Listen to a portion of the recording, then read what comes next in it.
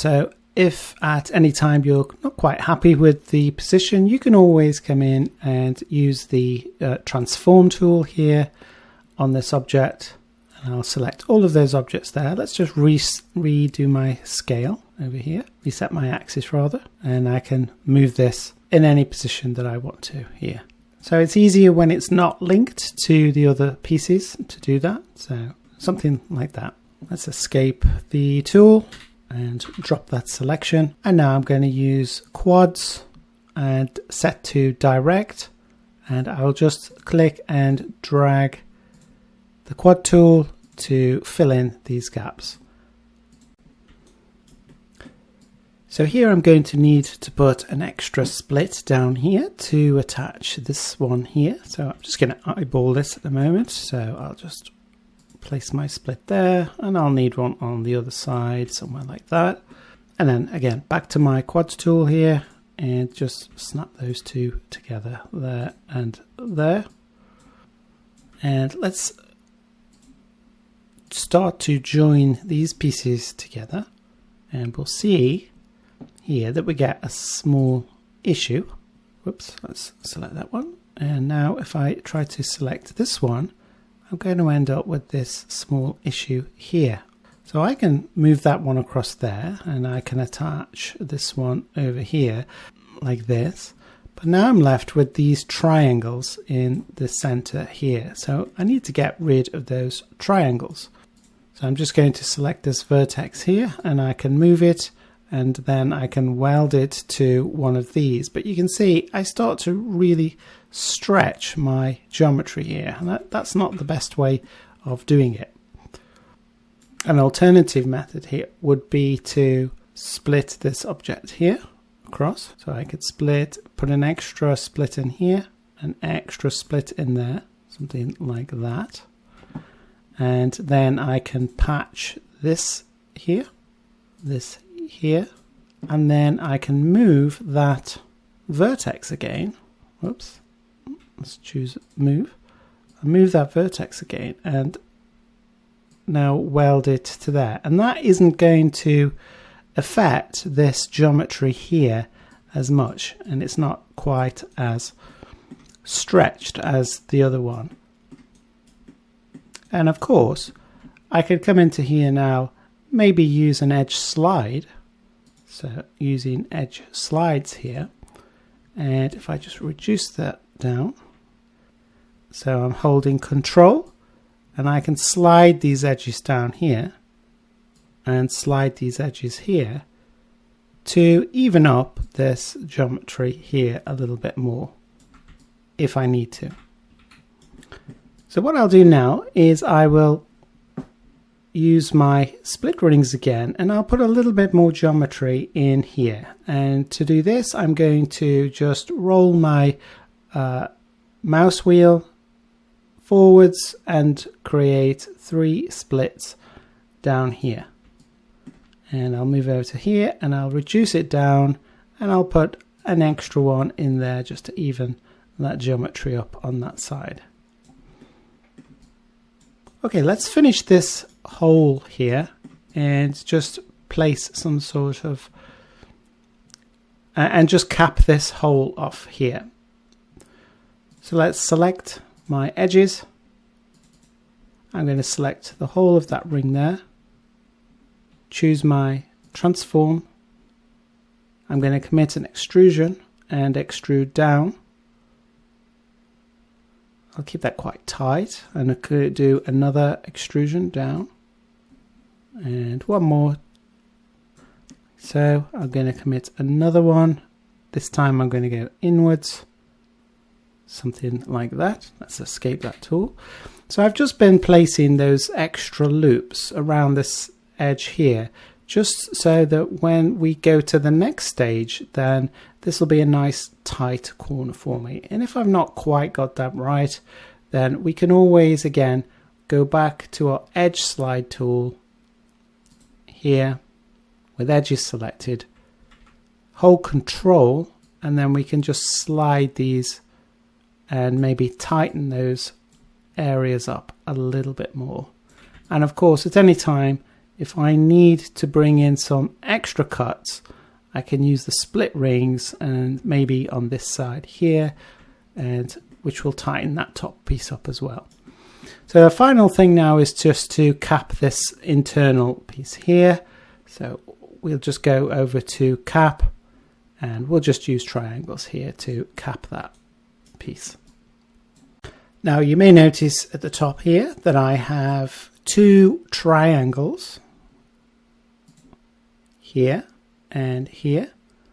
And for the purpose of this tutorial, I'm not too concerned about these triangles, but if I did want to make this an all quad mesh on this outer shell here, obviously we've got these triangles down here, but if I did want a all quad mesh on the top here, I would simply just come into my split rings here and just enable that split along there, which would give me quads on there.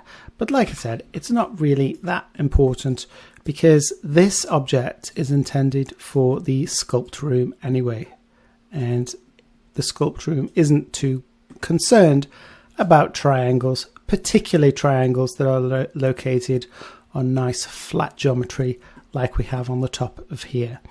So the next stage now is I want to put a little bevel around the top here. So I will choose my select, and I will select these edges here, and I'll just put a small bevel around there. So spacebar, bevel. Let me pull these tools over here, and at the moment I've just got one segment. So if I just make this a little bit rounder, I'm just going to just put in two there to split that, and that looks about right. I'm just going to say OK to that one, and I'm going to create some more bevels whilst I've got that tool available, and I'm just going to create a bevel on here. This one's going to be a little bit larger, so I'm going to use this gizmo here, and I'm just going to pull this out. I'm going to increase the number there just to get a nice smooth transition between those two surfaces, and say OK. And I'm going to do the same here. Now this is going to cause me some issues, but it's good to see them and see how we can fix those. So I'll do the same here now and use a bevel again. Let's bevel that out. You can see where those issues are, what those issues are here and on the other side. We're going to do that. We're going to accept that, and then we're going to clean those up. It's a little bit too high actually. I didn't want that to be quite that high, and I think we could possibly just reduce that down to 1 as well. Okay, something like that. Let's say OK. So let's focus on this issue we have here. So let's go to our add and split tool here. Let's just connect these two pieces here and go to the move tool with points selected, and I'm going to weld these points weld these 2 points together here. Oops, I need to move this one to this one and just check. Yep, that's welded there. And here I've got this extra line going down here, which I don't really need. I can continue this cut here all the way around. That's fine. So what I'll do is I'll go to my delete face and edge, make sure edges is selected, and I will delete that edge there.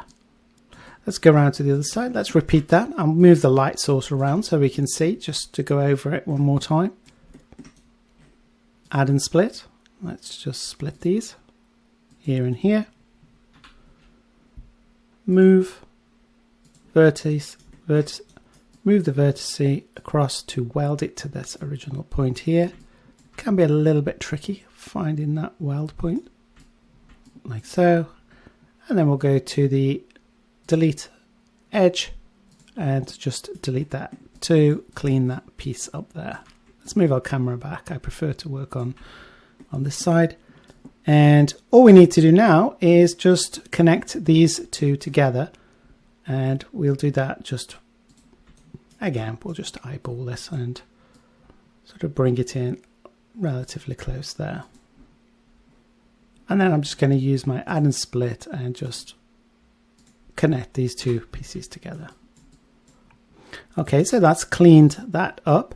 Sometimes when you're working, you're going to be finding these little issues, and it's good to see them happen and to see how you can get yourself out of those little geometry errors when they do occur. So I've gone ahead now and I've just selected these edges all the way around my object to the bottom part down here. And again, I'm just going to use the bevel tool here just to take off that sharp edge, and I can increase this one, and let's just increase and round that out a little bit more on there. Okay, the final thing to do on here is let's just add a little bit more detail in this section here. So I'm going to take these two polygons here, and I'm going to inset those two polygons using the inset tool. Just inset something small like that, say OK. And now I'm going to use my transform tool. And I'm going to move the gizmo over by holding down Shift, just so I'm roughly in line with that polygon there. And then I'm just going to rotate this one in and just give it a little bit of a dip on the inside like so. Let's escape that. And just to round this off, I'll select these edges here, and let's just bevel those a little bit more just so it's a nice soft transition between the two. Maybe 3 is a little bit too much, so let's go 2, because what I want to do now is I want to do the same thing on here. So I'll just choose these, and I'll just do another smaller bevel on here, because as you can see we're getting a little bit of issues on the side. So let's reduce the size of this one down, and also I don't need to have one on there, just a very subtle bevel on there, as that helps the transition from one to the other. And of course, at any time, if we don't like what we've done, we can always come in here. For example, if we've put too many edge loops in there, we can come in and use our delete faces and edges, and maybe I want to reduce this down a little bit more. Maybe I put too many in there, and completely redo. If we're not happy with that, we can always come back in. For example, if I wanted to change this and maybe I want more of a transition here, then maybe this is the option that I would be going for on here.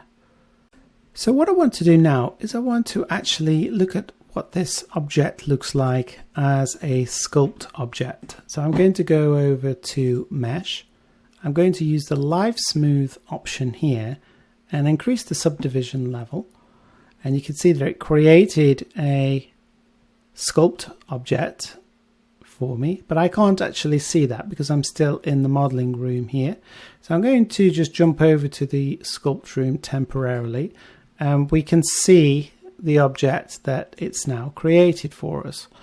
So this doesn't look too bad. Everything seems okay, but I don't like how it's rounded out the edges on here. I want these to be sharp. So let's sort that problem out first. And because we've still got this as an active 3D layer, as an active low polygon object here, I can go back into the modeling room here. And what I'll do here is I need to tighten up these areas here first of all. So the first thing I need to do is to correct this error, which I missed before. And that is I need to be able to connect these two. This will tighten this up a little bit for me. So let's correct that first. So I'll use my split rings tool here. And let's get my position right. So I want to split roughly about there. Maybe a bit lower. Something like that. And then I will just join those two pieces. And I'll just join those two edges there. And the same on this side. Let's just join those two together. Let's see what effect that had on the sculpt. Now, the other thing I can do here is currently my opacity is set to 100 in the modeling room, and the 100 represents the polygons, the low polys objects here. So if I reduce that down, we can see the sculpt underneath there. And we can see that that helped a little bit and tightened up this top corner here. Maybe not quite as much as I would have liked, but we've got a few other tricks up our sleeve that we can use. Let's tighten this bottom section up down here. So I'm going to use my split rings tool again, and this time I'm going to position very low, right down, almost touching the other edge down here, and I'm just going to split that. And you can see the sculpt update as I tightened that edge down there. Now, the last thing that I want to do here is this edge here that goes around here. It may be that that nice bevel that's been created is okay, but what if I wanted that to be absolutely solid and a nice, very, very tight line between those two? So I could bring in a little bit more geometry in here, but to save on geometry, what I'll do is I will use the edges tool here, and I will select all these edges around here. So let's select this one and this one, and I'll just go all the way around and back down to the base on the opposite side where I've got this. And what I'll do now, all those are selected, is I'll choose Mark as Sharp. And that tightens up. Let's just drop that selection. And I'll go over to the sculpt room now and just have a look at that. And that tightens up that section for me a little bit more. Let's use that again here. So let's go back to the modeling room. Let's increase our area there. And let's try and do a little bit of sharpening on these edges here. Let's see what effect that has. Let's go down and choose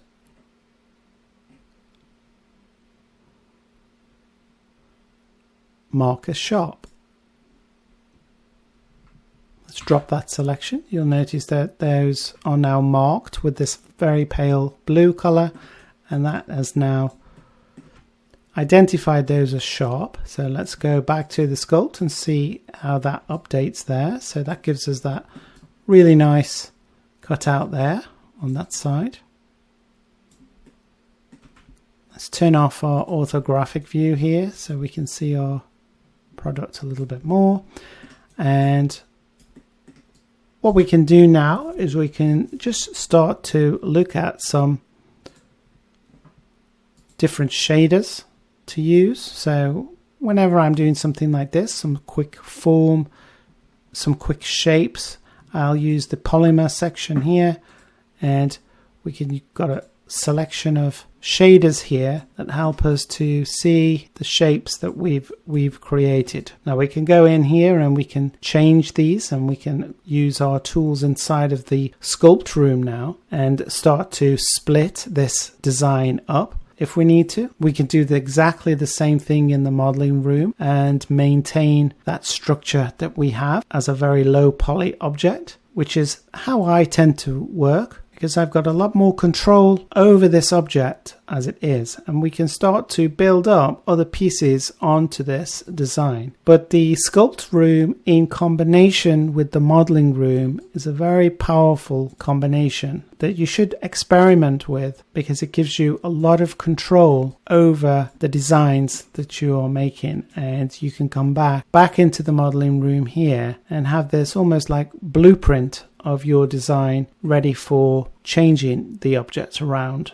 and adding pieces on, removing them, changing the design around however you need. So that concludes this first look at designing a very quick form and shape using the combination of the modeling room and the sculpt room. Okay, I hope you found that useful. See you next time.